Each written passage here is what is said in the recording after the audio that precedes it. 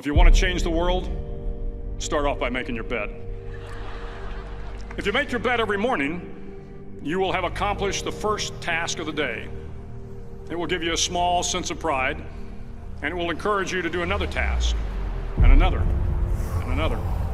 And by the end of the day, that one task completed will have turned into many tasks completed. Making your bed will also reinforce the fact that the little things in life matter. If you can't do the little things right, you'll never be able to do the big things right. And if by chance you have a miserable day, you will come home to a bed that is made, that you made. And a made bed gives you encouragement that tomorrow will be better. To pass SEAL training, there are a series of long swims that must be completed. One is the night swim. Before the swim, the instructors joyfully brief the students on all the species of sharks that inhabit the waters off San Clemente. They assure you, however, that no student has ever been eaten by a shark, at least not that they can remember.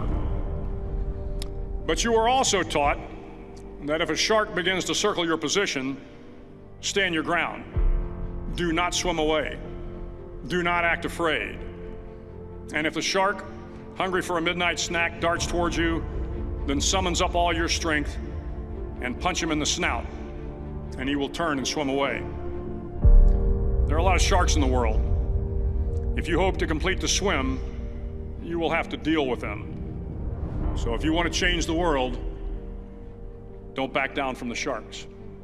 Over a few weeks of difficult training, my SEAL class, which started with 150 men, was down to just 42. There were now 6 boat crews of 7 men each. I was in the boat with the tall guys, but the best boat crew we had was made up of the little guys, the Munchkin crew, we called them. No one was over 5'5". The Munchkin boat crew had 1 American Indian, 1 African American, 1 Polish American, 1 Greek American, 1 Italian American, and 2 tough kids from the Midwest. They out-paddled, outran, and outswam all the other boat crews. The big men in the other boat crews would always make good-natured fun of the tiny little flippers the Munchkins put on their tiny little feet prior to every swim. But somehow these little guys from every corner of the nation and the world always had the last laugh, swimming faster than everyone and reaching the shore long before the rest of us. SEAL training was a great equalizer. Nothing mattered but your will to succeed, not your color, not your ethnic background, not your education, not your social status.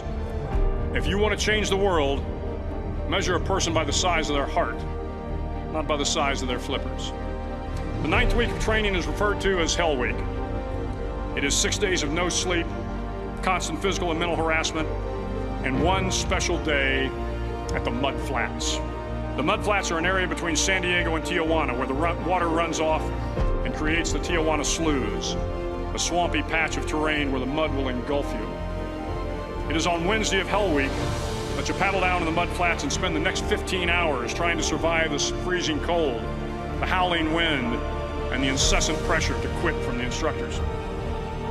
As the sun began to set that Wednesday evening, my training class, having committed some egregious infraction of the rules, was ordered into the mud.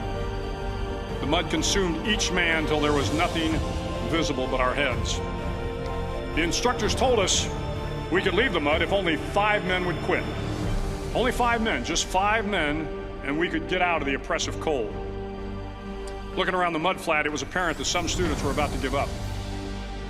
It was still over 8 hours till the sun came up. 8 more hours of bone-chilling cold.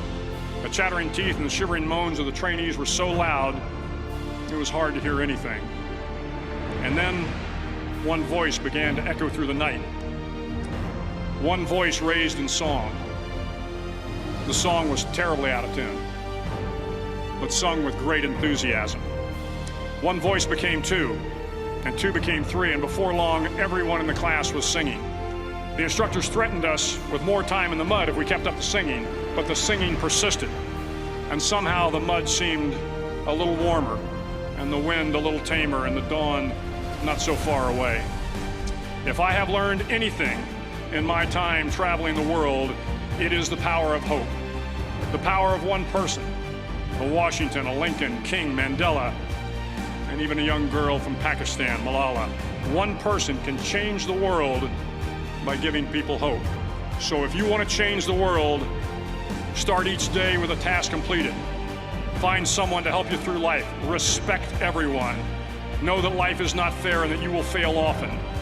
But if you take some risks, step up when the times are the toughest, face down the bullies, lift up the downtrodden, and never, ever give up. If you do these things, the next generation and the generations that follow will live in a world far better than the one we have today. And what started here will indeed have changed the world for the better.